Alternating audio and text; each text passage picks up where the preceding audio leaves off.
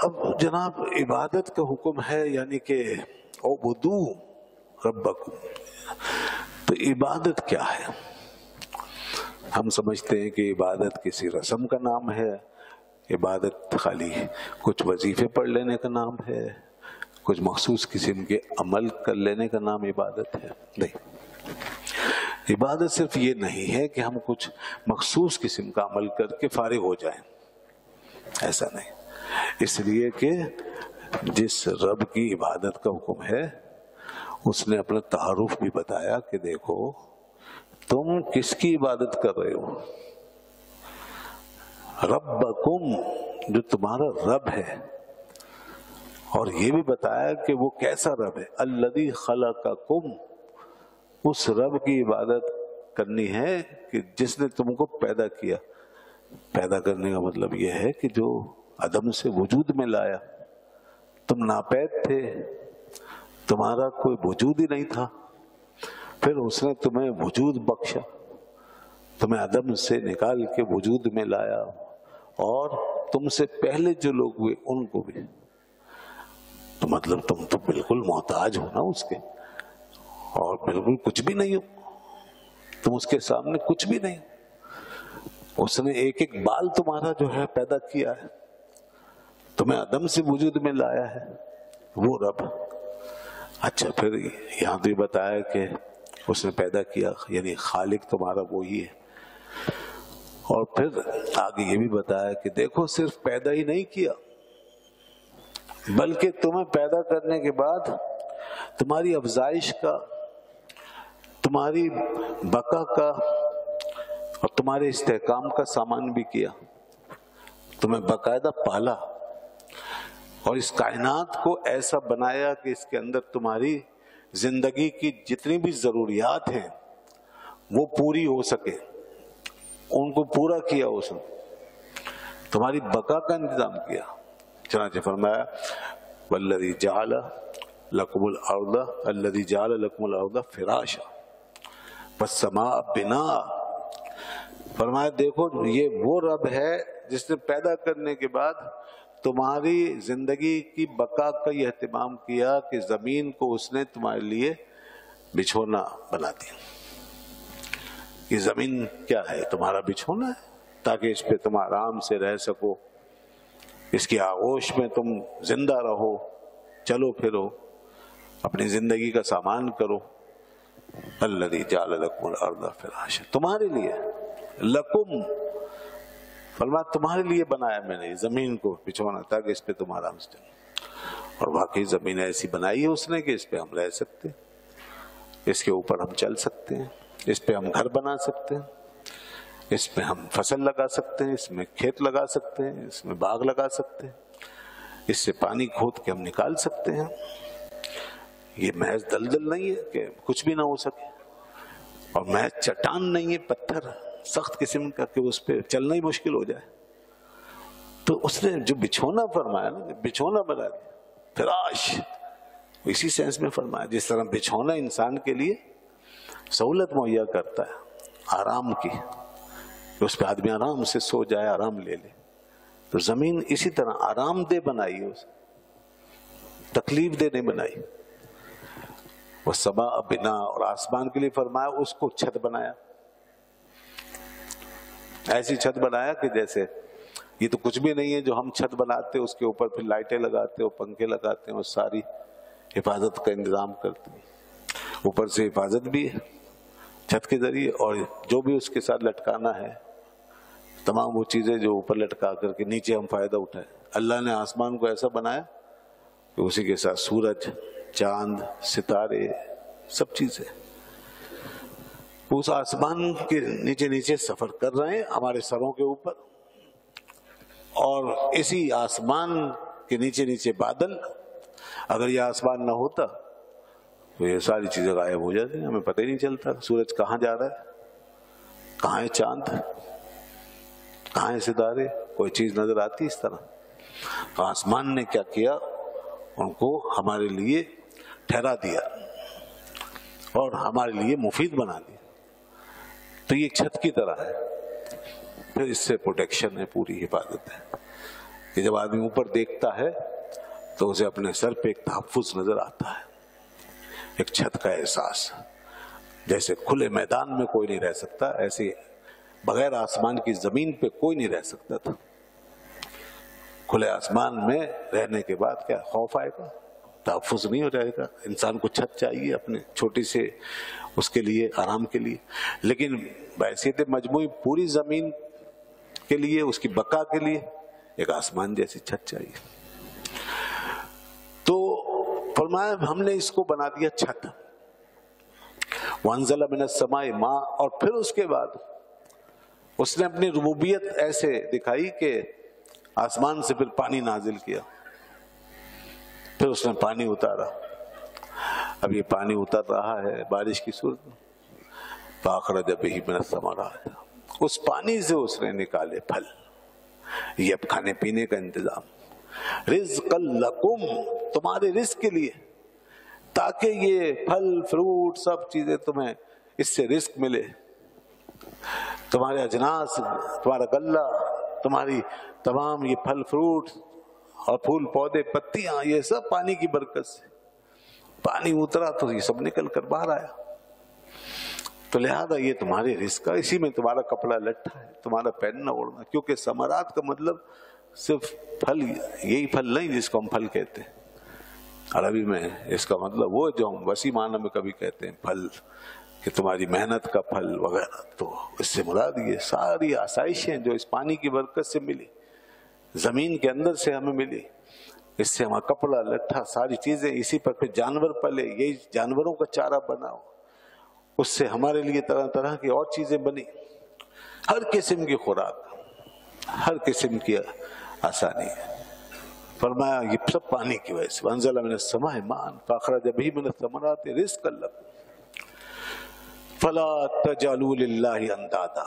اور آخر میں جہاں اس مضمون کو مکمل کیا، جہاں کلوز کیا ہے یہ سب بیان کرنے کے بعد، تو حاصل یہ کہ بس اب اللہ کے ساتھ شریک نہ ٹھہراؤ.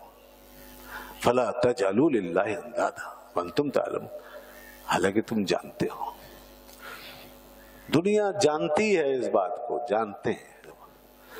جو نہیں مانتا وہ بھی جانتا ہے. کون کہے گا یہ اتنی بڑی دنیا یہ میں نے بنائی ہے؟ آج تک کسی بڑے سے بڑے فرعون نے، نمرود نے، کسی نے دعویٰ نہیں کیا. وہ کفار عرب، وہ مشرکین مکہ کے جو ہزاروں بتوں کو پوجتے تھے اور صدیوں سے بت پرستی کرتے آ رہے تھے، ان سے بھی جب پوچھا جاتا وَلَئِن سَأَلْتَهُم مَّنْ خَلَقَ السَّمَاوَاتِ وَالْأَرْضَ، تم یہ بتاؤ کہ زمین و آسمان کس نے بنایا؟ لَيَقُولُنَّ اللَّهُ، اللہ فرماتا ہے وہ یہی کہیں گے اللہ نے بنایا. اللہ کے سوا کون ہے؟ کہ کافر و مشرک بھی یہ کہے گا جو بتوں کو پوج رہا ہے، عبادت بتوں کی کر رہا ہے اور صدیوں سے کر رہے ہیں. لیکن یہ بات تو ان کی عقل بھی ماننے پہ مجبور ہے کہ زمین آسمان تو کسی نے اور نے نہیں بنایا، اور یہ بے جان بت کیا بنائیں گے؟ اللہ نے بنایا. فرمایا ان سے پوچھے وَلَئِن سَأَلْتَهُم مَّن رَّبُّ السَّمَاوَاتِ وَالْأَرْضِ، ان سے پوچھو کہ آسمان و زمین کا رب کون ہے؟ لَيَقُولُنَّ اللَّهُ، تو یہی کہیں گے رب بھی اللہ ہے. اب یہ اسی بات پہ تعجب ہے کہ جب رب بھی اللہ ہے مان رہے تھے، خالق بھی اللہ ہے، تو پھر عبادت اس کے غیر کی کیوں؟ یہاں پر یہی بات اس نے بیان فرمائی. دیکھو میری عبادت کرو، پھر اسی کی عبادت کرو جس نے یہ زمین بنائی، جس نے آسمان بنائے، جس نے پانی کو نازل کیا، تمہارے لیے یہ سب کچھ انتظام فرمایا. فَلَا تَجْعَلُوا لِلَّهِ أَندَادًا، تو اس کے برابر شریک کیوں ٹھہراتے ہو؟ یہ تم نے اتنے سارے خدا کیسے بنا لیے؟ ند کی جمع ہے انداد. انداد کہتے ہیں ایسے کسی شریک کو جو مثل ہو. جی، مثل میں جو کسی کے ساتھ میچ کرے. مماثل، برابر، ایسا برابر کہ جو مماثل ہو اس کے ساتھ میچ کرے. اور ایک برابر وہ ہوتا ہے جو حریف ہو، دشمن ہو. جیسے امریکہ اور چائنا، تو اب یہ ایک دوسرے کے دشمن ہیں اور دونوں ایک دوسرے کے برابر ہیں یا ہوتے جا رہے ہیں. تو ایسے دو حریف یہ ضد کہلاتے ہیں. اس کو کہتے ہیں ضد. اور وہ جو میچ کرے ایک دوسرے سے وہ ہیں ند. تو کفار نے، مشرکین نے وہ ایسے ہی بنا رکھے تھے نا، اس کے مقابلے میں نہیں لیکن اس کی طرح کے معبود بنائے ہوئے تھے. تو اس لیے فرمایا فلا تجعلوا للہ اندادا، اس کے لیے انداد مت بنا. اور ضد کون ہو سکتا ہے، اور ضد کے طور پر کس کی پوجا ہو سکتی ہے؟ وہ یہ جو شیطان کی پوجا کرنے والے، شیطانی طاقتوں کی جو لوگ پوجا کرتے ہیں، وہ اللہ تعالیٰ کی ضد کے طور پر اس کے برابر اس کو کھڑا کرتے ہیں شیطان کو. اور وہ شیطانی طاقتوں سے مدد لے کر کے رحمانی طاقتوں کا مقابلہ کرتے ہیں. اس میں جادوگر، اس لیے جو جادوگر اس حد تک پہنچ جائے وہ کافر ہے. جی ہاں، تو اس نے شیطانی طاقت سے مدد حاصل کی. اسی طرح یہ آج شیطان کی پوجا کروائی جا رہی ہے. یہودیوں نے باقاعدہ دنیا کو اس کام پہ لگا دیا. یورپ میں، مغرب میں شیاطین کی پوجا کا رواج عام ہو رہا ہے، اور باقاعدہ شیطانوں پر فلمیں بن رہی ہیں اور انٹرنیٹ پر شیاطین کو جیسے پروموٹ کیا جا رہا ہے اور اس کے حوالے سے پروگرام دکھائے جا رہے ہیں. ہمارے بچوں کو بھی ایسی چیزیں دکھائی جاتی ہیں جس میں شیاطین کی طرف مائل کیا جاتا ہے. جی ہاں، تو شیطانوں کی پوجا کرنے والے پہلے بھی تھے اور آج بھی. اب شیطان کو جب بنائیں گے معبود تو وہ ضد کے طور پہ بنے گا، اور جب یہ بتوں کو بنایا جاتا تھا تو ند کے طور پر، یا جیسے کہ بعض بزرگ شخصیتوں کو بھی معبود بنایا تو ند کے طور پہ. جیسے عیسیٰ علیہ السلام کو معبود بنا رکھا ہے عیسائیوں نے، خدا کا بیٹا، تو یہ ان کی عبادت کرتے. اور یہودی جو ہیں وہ حضرت عزیر علیہ السلام کو خدا کا بیٹا کہتے ہیں. تو یہ جو ہے ضد کے طور پہ نہیں، ند کے طور پہ اس سے میچ کرنے والا معبود. یہ اس طرح بھی ہے. تو یہ سب جو ہیں ان کی نفی ہے. نہ اللہ تعالیٰ کا کوئی ند ہے، نہ کوئی ضد ہے، نہ اس کی طرح ہو کر کوئی اس کے برابر ہو سکتا ہے، نہ اس کے خلاف ہو کر کوئی اس کے برابر ہو سکتا ہے. یہ یاد رکھیے گا. ہم شیطان کو بھی، ابلیس کو اور شیطانی طاقتوں کو خدا کا دشمن ضرور مانتے ہیں، لیکن خدا کے برابر نہیں. خدا کے دشمن ہیں وہ، جیسے قرآن نے بتا دیا. مگر دشمن دنیا میں تو برابر ہوتے ہیں. ہمارا دشمن وہی ہوگا جو ہمارے مقابل ہوگا. ظاہر سی بات ہے، ایک مثال کے طور پہ کوئی بہت طاقتور شخصیت ہے اور کوئی بچہ اس کے مقابلے میں کھڑا ہو تو اس کا دشمن کہاں سے ہوگا؟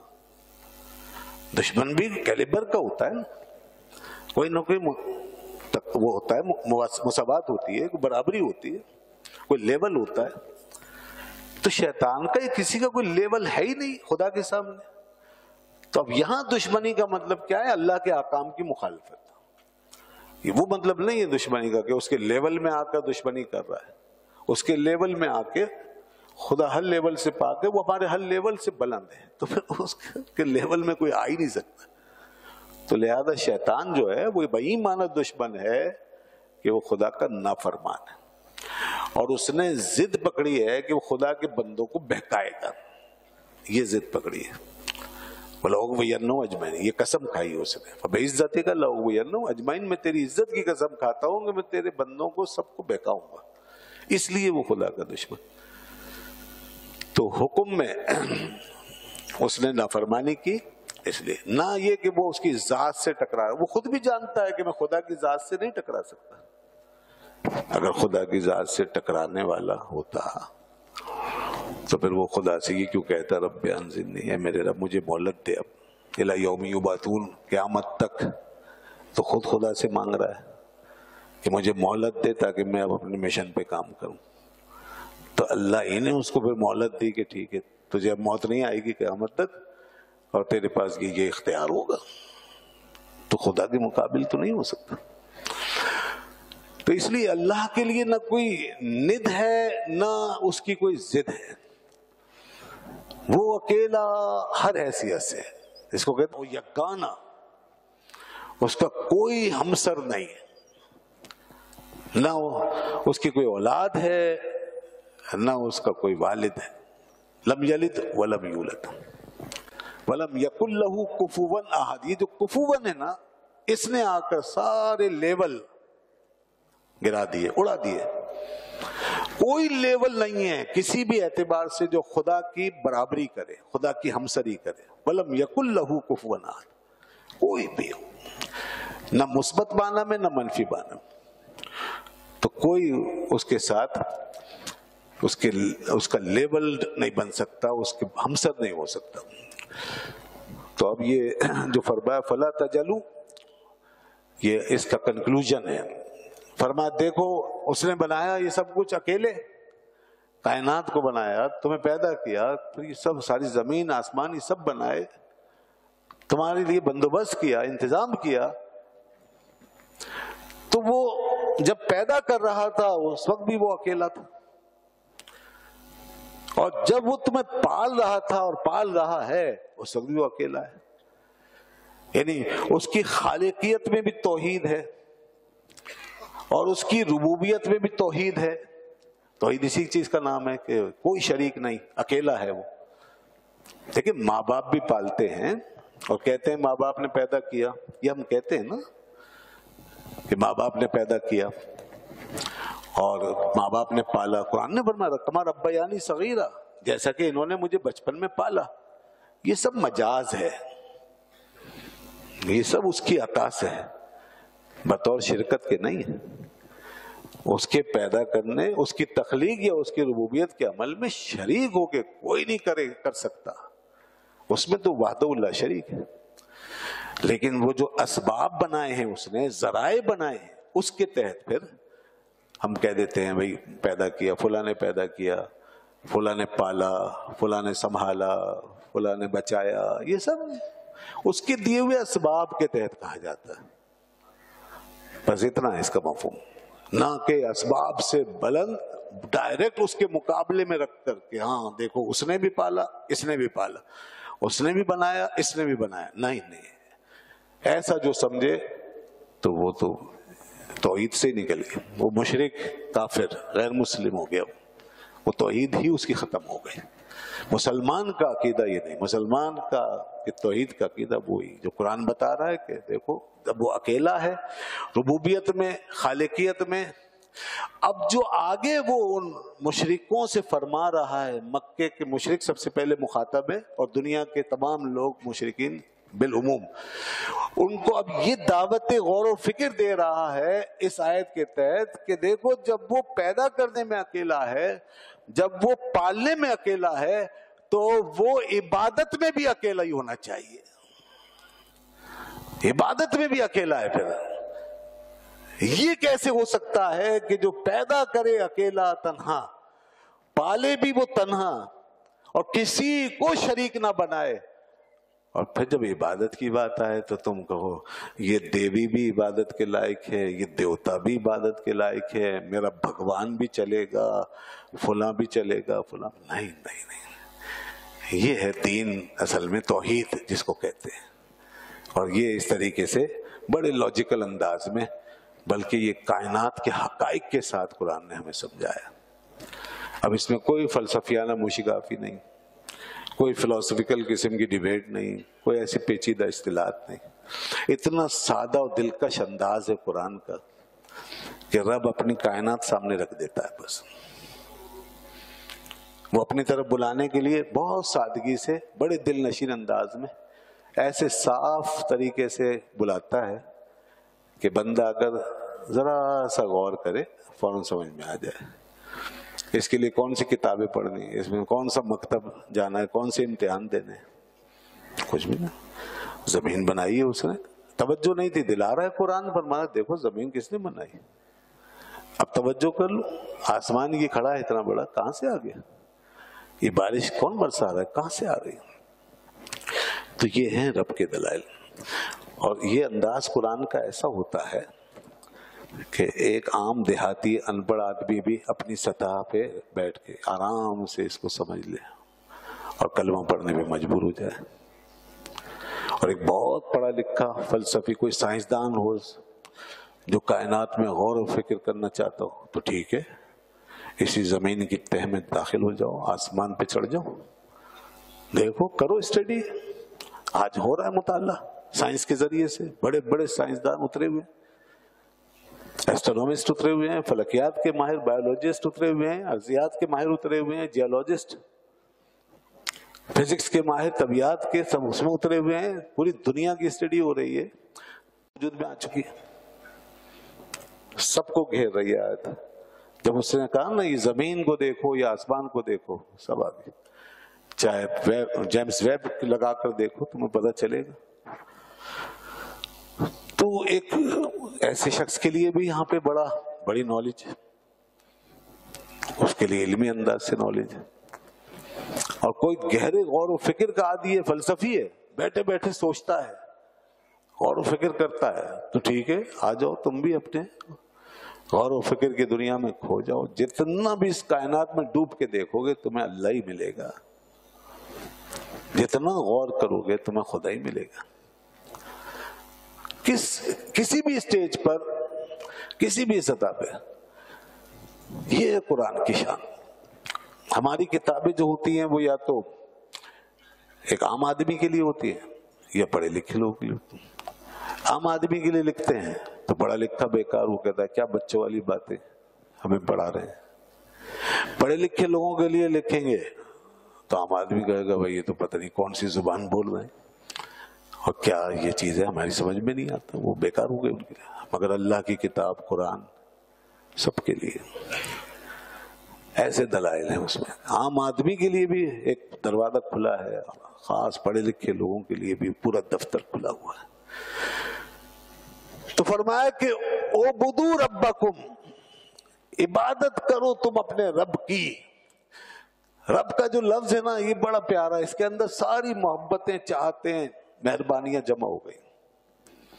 کیا بات ہے، اس سے پیارا لفظ ہو ہی نہیں سکتا.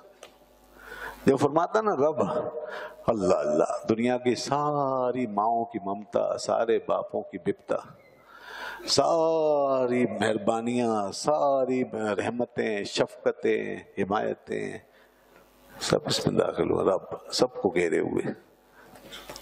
تمہارا رب، تمہارے رب کی، اپنے رب کی بات کرو. یا ایھا الناس، سے لوگو تم اپنے رب کی بات، وہ رب جس نے تم کو پیدا کیا اور وہ رب جس نے تم سے پہلے لوگوں کو پیدا کیا اور جس نے یہ زمین بنائی بچھونے کے طور پہ، آسمان بنایا چھت کے طور پر، اور پھر بارش برسائی تمہارے یہاں پہ رہنے کے لیے انتظام کے طور پہ، تاکہ تمہارے رہنے سہنے، کھانے پینے، پہننے اوڑھنے کا سارا انتظام ہو سکے.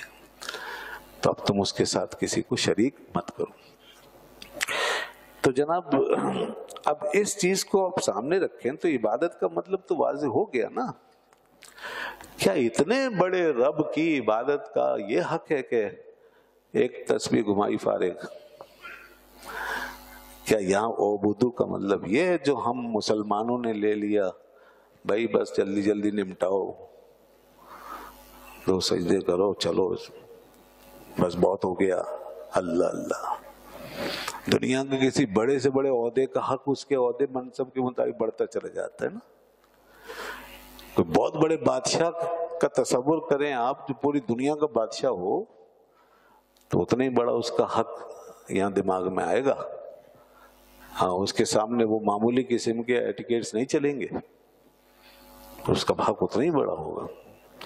تو رب سے بڑا تو کوئی بھی نہیں. اور پھر ایسا رب، جیسے میں نے بتایا قرآن کی روشنی میں، کہ جس نے ہر طرف سے گھیرا ہوا ہے. تو اب اس کی عبادت کا مطلب کیا بس یہ کمر سے بوجھ اتارنا؟ اس کی عبادت کا مطلب یہ رسمی سجدے کر کے نکل جانا؟ اس کی عبادت کا مطلب کیا یہ ہے کہ بس کوئی حاضری لگوائی، فارمیلٹی کی، چل دیے، رمضان آیا بس روزے رکھ لیے، ٹھیک ہے یہ بھی عبادت ہے، مگر میں یہ جو ہم نے محدود کر رکھا ہے میں اس کے حوالے سے بات کر رہا ہوں. ہمارے ذہنوں کی یہ تنگ نظری دور ہونی چاہیے، ہمیں اس میں وسعت لانی چاہیے. جو لوگ اس میں بھی نہیں اترے ان کے لیے تو یہی غنیمت ہے، ٹھیک ہے وہ کم از کم یہ تو کریں بھائی. ان کو تو یہی کہا جائے گا بھائی تم یہ تو کرو، پہلے تم کم از کم رمضان کا خیال کر لو، کم از کم اذان کا خیال کر لو کہ 5 وقت تک اذان ہو رہی ہے 5 وقت کی، اور تم بیٹھے گھر میں مسجد کی طرف بھی نہیں آ رہے.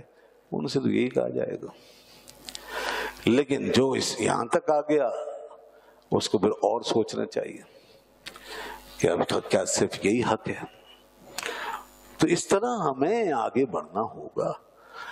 تو اس کا حق جو ہے وہ تو بہت بڑا ہے، اور میں کسی کو کوئی وہ ریلیف نہیں دے رہا ہوں یہ کہہ کر کے بھائی جو لوگ یہ بھی نہیں کر رہے بس وہ یہی کر لیں، یہ کوئی ریلیف نہیں دے رہا ہوں. ہاں یہ تو رب کی طرف سے پورا دین موجود ہے جو پورا لاگو ہے ہم پر. اب چاہے کوئی 1% پہ چل رہا ہے 2% پہ چل رہا ہے، وہ اس کا حساب اللہ تعالیٰ ہی لے گا. ہمیں تو اس بات کا حکم ہے کہ زیادہ سے زیادہ جیسا وہ رب ہے ویسے اس کے بندے بنو. حضرت علی رضی اللہ عنہ فرماتے تھے اپنی مناجات میں، اے میرے رب جیسا تو رب ہے، جیسا میرا رب ہونا چاہیے ویسا تو رب ہے. اے میرے رب جیسا کہ میرا رب ہونا چاہیے ویسا تو رب ہے، اب جیسا کہ تیرا بندہ ہونا چاہیے ویسا مجھے بندہ بنا دے. سبحان اللہ. یہ اصل بات کہ رب تو ویسا ہی ہے جیسے ہونا چاہیے، تیرے اندر تو کوئی کمی نہیں، مگر اب تیری شان ربوبیت کے سامنے مجھے کیسا بندہ بننا چاہیے. تو یہ ہے وہ چیز کہ اب ہماری بندگی کا سوال ہے. تو یہیں سے پھر وہ عبادت کا مفہوم واضح ہو رہا ہے کہ عبادت صرف یہ نہیں، رسم نہیں، فارمیلٹی نہیں، کھانا پوری نہیں. عبادت کا مطلب اب یہ ہے کہ وہ یہ فرما رہا ہے کہ میرے بندے جیسے میں نے تجھے اپنی ربوبیت کی آغوش میں گھیرا ہے بس ایسے ہی تو اپنے آپ کو میری بندگی کی آغوش پہ بند کر لے.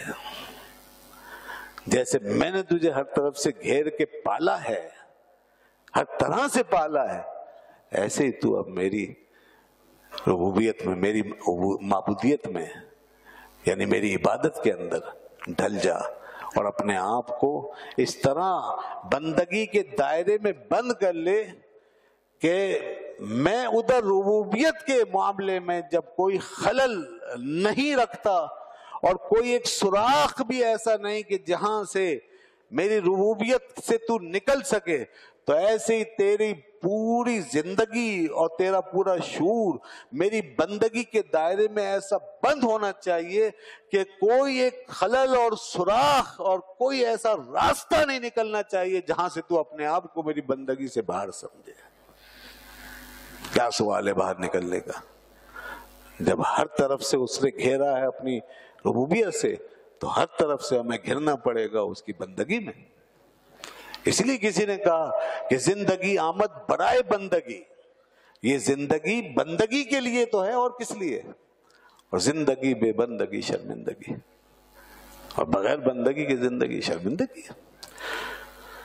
تو خلاصہ یہ کہ عبادت کا مطلب یہ ہے کہ بندہ اپنے شعور کے ساتھ، اپنے فہم کے ساتھ، اپنے خیال کے ساتھ، اپنے ارادے کے ساتھ، اپنے فہم اور اپنے انڈرسٹینڈنگ کے ساتھ پوری طرح اس بات کو اپنے اندر بٹھا لے اور اس بات کا یقین رکھے اور اس بات پہ ایمان رکھے کہ میں رب کا بندہ ہوں، میں آزاد نہیں ہوں، میں بندہ ہوں، میں غلام ہوں، اور میرا ایک ہی رب ہے، وہ ہے رب العالمین. یہ چیز سب سے پہلے اعتقاد کے طور پہ انسان کے اندر داخل ہوگی، تو یہاں سے ایمان شروع ہوگا. جب بندگی کا تصور اعتقاد کے طور پہ، اس کا اعتقاد ہمیں جب حاصل ہو گیا، اور یقیناً مسلمان اسی کا نام ہے. وہ مسلمان ہی نہیں جو یہ کہے کہ میں کسی کا بندہ نہیں ہوں، میں نہیں مانتا، وہ مسلمان نہیں ہے. جو یہ کہے کہ میں رب کو نہیں مانتا وہ مسلمان نہیں ہو سکتا. یا وہ جیسے میں نے پہلے بتایا شرک کیا اس نے, کسی اور کو بھی رب مانا, مسلمان نہیں ہو سکتا.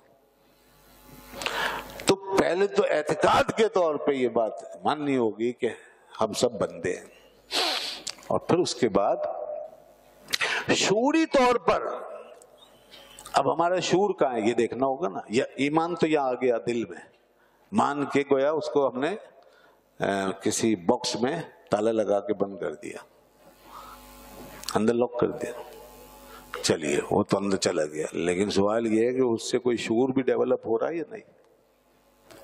اب وہ یہاں سے نکل کے یہاں آ رہا ہے دماغ میں, جب ہم سوچ رہے ہیں, جب ہم اپنے ارادے سے کچھ کام کر رہے ہیں, تو وہاں ہمارے ذہن پہ کہیں چھایا ہوا ہے کہ کوئی رب ہے, ہم بندے ہیں. یہ شریعت ہے. جب یہاں تک آ جائے گا نا معاملہ اس کے رب ہونے کا, تو یہ شریعت ہے. شریعت یہی کہتی ہے. اب تم ذرا اس کی پریکٹس کر لو. اسی کے لیے نماز آئی ہے. نماز اسی لیے آئی ہے, اور اسی لیے جھکایا گیا ہے. جھکو تاکہ دل جو ہے نا یہاں سے نکل کے چیز دماغ میں آئے. جو بند ہے لاک میں, اندر لاکر میں بند کر رکھے, اس کو نکال کے باہر دماغ میں اتارو, شعور میں لاؤ. بار بار 5 وقت جب اس بات کے احساس کے ساتھ آؤ گے کہ نماز اللہ کے لیے پڑھ رہے ہیں, خدا ہے, خدا کے سامنے کھڑے ہیں, اس کے حضور میں حاضر ہیں, تو اب شعور جو ہے وہ خود ہی متحرک ہوگا.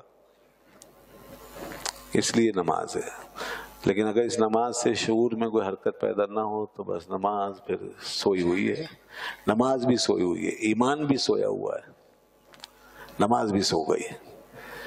رمضان آیا, روزہ رکھا, اس سے بھی کچھ نہیں ہوا تو وہ بھی سو گیا. جگانا پڑے گا, شعور کو بیدار کرنا ہوگا, کیونکہ شعور جب بیدار ہوگا تبھی جاگیں گے ہم, ورنہ ہم جاگتے ہوئے بھی سوتے رہیں گے. نماز میں بھی سو رہے ہیں. آپ نے فرمایا کہ الاحسان ان تعبد اللہ کانک تراہ فإن لم تکن تراہ فإنہ یراک. عبادت اس کو کہتے ہیں کہ تو اس طرح رب کے سامنے کھڑا ہو گویا تو اس کو دیکھ رہا ہے. یہ بخاری شریف کی حدیث ہے. اور اگر تو اس کو نہیں دیکھ رہا, یعنی ایسا نہیں سوچ سکتا, مشکل لگتا ہے ایسا سوچنا, تو کم از کم یہ تصور کر کے وہ تجھے دیکھ رہا ہے. یہ تو آسان ہو گیا. تو بار بار اب اس کی جب وہ پریکٹس ہوتی ہے تو شعور بیدار ہوتا ہے. اور یہ چیز اس کے لیے اپنے رمضان میں کروائی گئی, اور یہی عمل پھر حج میں کروایا جاتا ہے.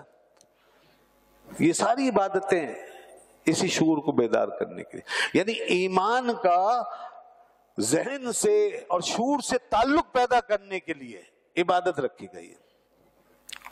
اچھا جی, اس کے بعد یہ تو ہو گئے 2 اسٹیج. پہلا تو یہ ہو گیا کہ اعتقادی طور پہ جب ہم نے رب کو مان لیا تو مسلمان ہو گئے. شعوری طور پہ جب ہم نے رب کو مان لیا تو ہم شریعت پہ چلنے والے ہو گئے. اب ہم متدین دیندار ہو گئے. لیکن ایک درجہ اور ہے, اور وہ یہ ہے کہ جب یہ چیز ہمارا حال بن جائے, ہماری کیفیت بن جائے, تو پھر اس درجے میں جو آ جاتا ہے تو اب شریعت کے بعد کیا ہے؟ طریقت. یہ طریقت ہے.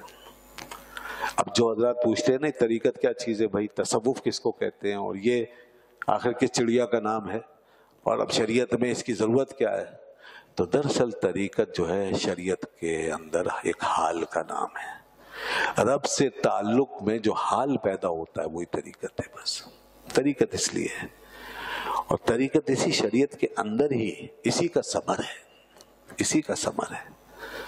وہاں تک پہنچنا یہ اس کا ایک پھل ہے, اس کا ثمر ہے.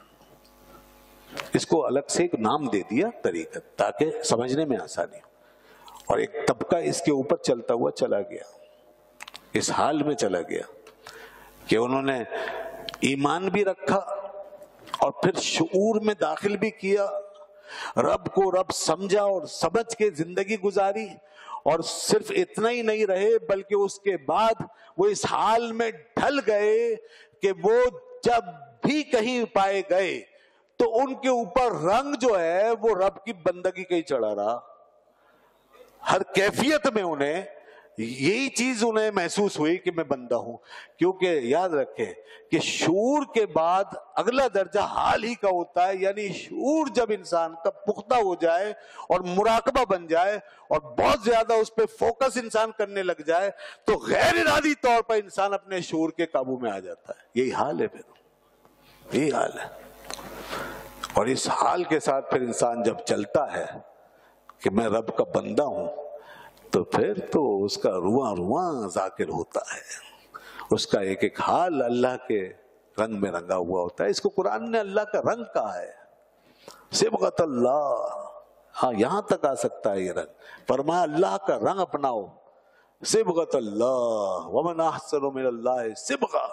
اور اللہ کے رنگ سے اچھا کس کا رنگ ہے؟ یہ رنگ اپناؤ. تو زندگی تو اسی کا نام ہے دوستو. اب دیکھیے جو عبدو فرمایا تھا عبادت کرو، یہ عبادت کرو کا مطلب یہاں تک آئے گا.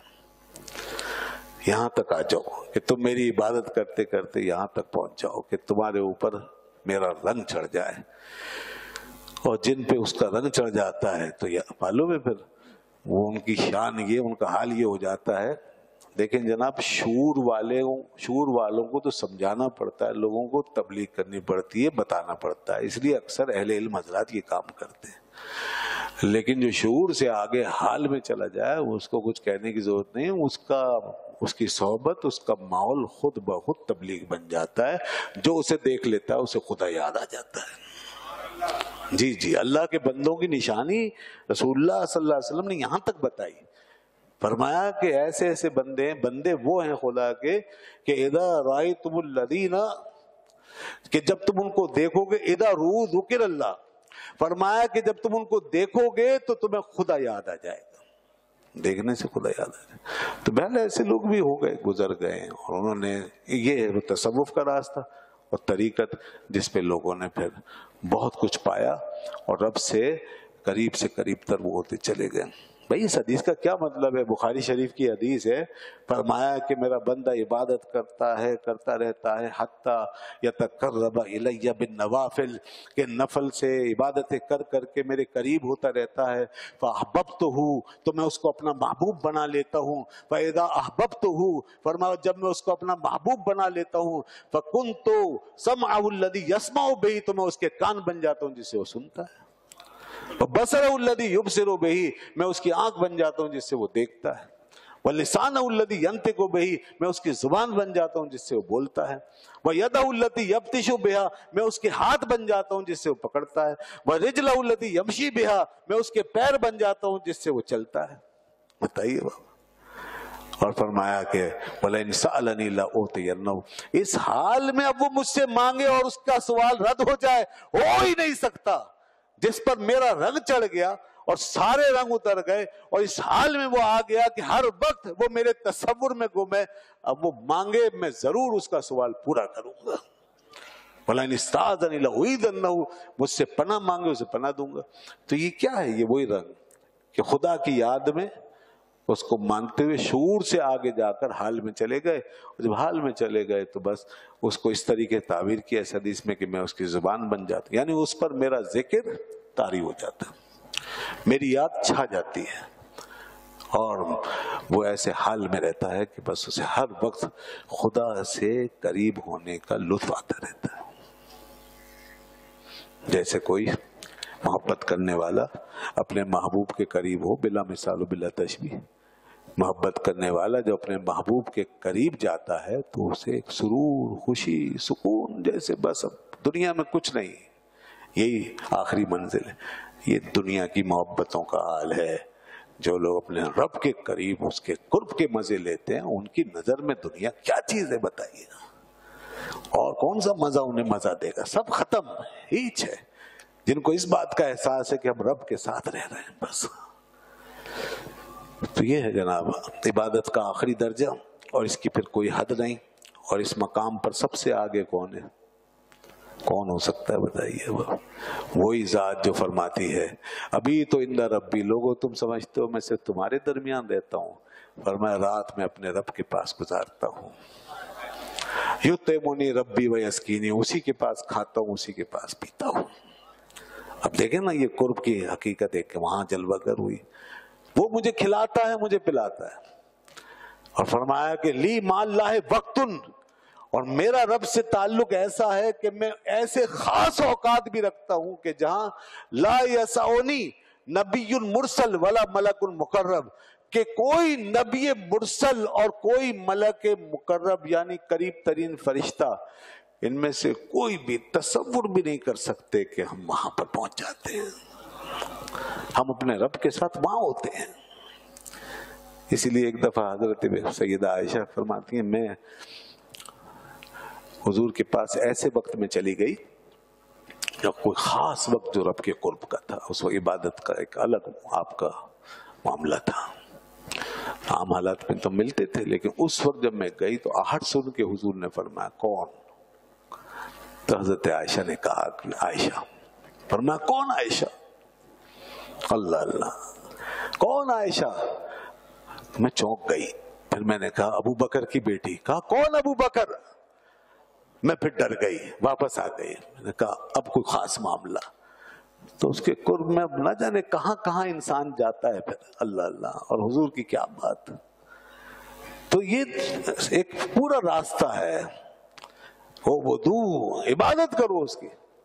دیکھو کیسا چھایا ہوا وہ تمہارے، زمین اس کی، آسمان اس کا، تمہارے من میں وہ ہے، باہر وہ ہے، ہر طرف اسی کی ربوبیت ہے، اسی کی خالقیت ہے، اسی کی قدرت ہے. تو اب صرف اس کے اندر ڈوب جاؤ، اس کے اندر کھو جاؤ، اس کے تصور میں گم ہو جاؤ.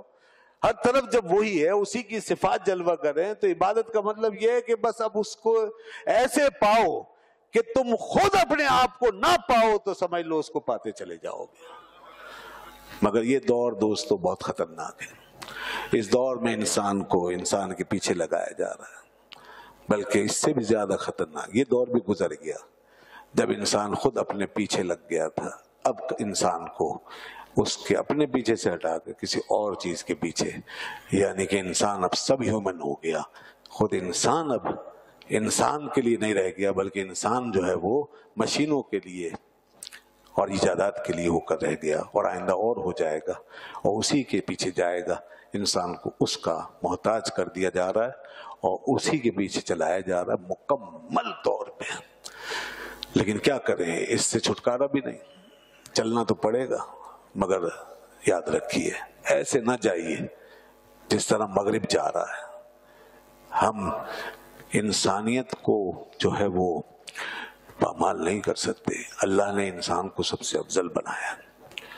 انسان اے آئی کے پیچھے نہیں چل سکتا. اے آئی کو انسان کے پیچھے چلنا چاہیے. انٹیلیجنس جتنی مصنوعی ہیں اس کو ہمارے پیچھے چلنا ہے. ہمیں یہی سمجھنا ہوگا.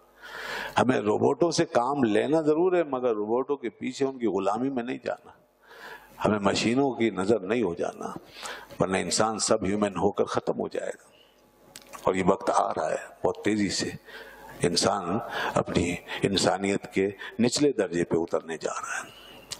تو ہمیں اس کو بچانا ہے. اس لیے میں نے یہ ساری بات کی ہے. صرف ایک ہی راستہ ہمارے پاس، بس رب کو اچھی طریقے سے مانیں. پھر دنیا میں جس چیز کے ساتھ چلے انشاءاللہ یہیں سے انسان بچے گا. یعنی بندگی بچے گی تو انسان بچے گا. جب ہم یہ سمجھیں گے کہ ہم بندے ہیں، ہم خدا کے بندے ہیں بس، تو پھر چاہے کوئی اے آئی ہے یا کوئی روبوٹوں کی دنیا ہے، مشینی دنیا ہے، کتنی ترقی. ہمیں یہ شعور بیدار رکھنا ہے کہ ہم رب کے بندے ہیں. ہمارے کچھ فرائض ہیں، ہماری کچھ ذمہ داریاں ہیں. ہم نے اس کے پاس جانا ہے، اس کے سامنے کھڑا ہونا ہے، جواب دینا ہے. وہ ہم سے پوچھے گا. یہ زندگی ہماری اکاؤنٹیبل ہے اور اس کے ساتھ ایک رسپانسبلٹی ہے. یہ تصور ذہن میں رہنا ہوگا، اور یہ جب ہی رہے گا جب رب کا تصور ہوگا. اگر ان مشینوں نے اتنا گم کر دیا کہ ہم اکاؤنٹیبلٹی بھول گئے، زندگی کا مقصد بھول گئے، تو پھر تو یقین انسان کے ہاتھ سے سب کچھ نکل جائے گا. اللہ نہ کرے مسلمانوں کا ایسا نقصان ہو. امید ہے انشاءاللہ عالم اسلام اپنے آپ کو بچا لے گا. کوئی نہ کوئی ایسی سبیل ہوگی کہ انسان مسلمان بچے گا. یورپ تو تباہ ہوگا، مغرب پورا تباہ ہوگا، بہت بھیانک طریقے سے تباہ ہوگا. AI کے ہاتھوں تباہ ہوگا، روبوٹوں کے ہاتھوں تباہ ہوگا، اپنی ایجادات کے ہاتھوں تباہ ہوگا۔ یہ میں ویسے ہی نہیں کہہ رہا ہوں کہ جذبات سے، یہ ان کی اپنی پیشین گوئیاں ہیں جو وہ خود دیکھ رہے ہیں، مگر کچھ کر نہیں سکتے بیچارے، وہ بھی پھنس گئے۔ اب ہمیں اپنے آپ کو بچانا ہے، اس دنیا کو بچانا ہے۔ کیسے بچانا ہے؟ رب کی بندگی کا تصور عام کرو، اللہ سے جڑ جاؤ، اس کی بات کرو، اس کی نشانیوں پہ غور کرو، اپنے ایمان کو مضبوط کرو کہ اللہ ہے، اللہ الحق، اللہ الحق، اللہ الحق۔ بس یہی تصور بچائے گا، اور اس کا محبوب ہے جس کے نقش قدم پہ چل کے ہم دنیا آخرت کی کامیابی حاصل کر سکتے ہیں۔ وآخر دعوانا الحمدللہ رب العالمین۔